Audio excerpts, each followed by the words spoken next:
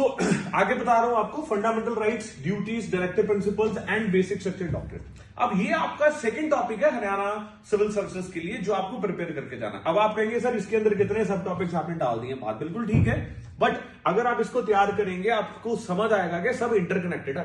आपको fundamental rights अगर समझ आएंगे तब जाके आप ड्यूटीज को समझ पाएंगे, कैसे दोनों का कोरिलेशन है आपको तब पता लगेगा।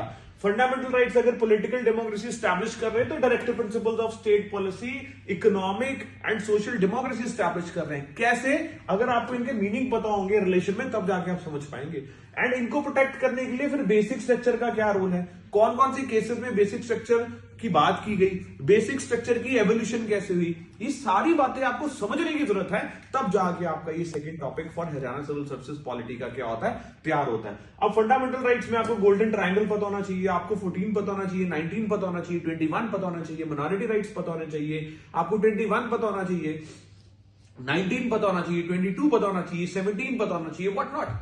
एंड इसके रिगार्डिंग केसेस पता होने चाहिए, मेनका गांधी केस पता होना चाहिए, के गोपालन केस पता होना चाहिए आपको, all the cases fundamental rights के रिगार्डिंग, राइट टू प्राइवेसी के रिगार्डिंग, 21A, 86th अमेंडमेंट, बहुत सारी चीजें गाइस जो हम क्लास में एग्जॉस्टिवली आपके साथ डिस्कस करते हैं बहुत ही लंबे चौड़े मैनर में, and you know that. Anyways, so ये आपका सेकंड टॉपिक है जो आपको तैयार करना है।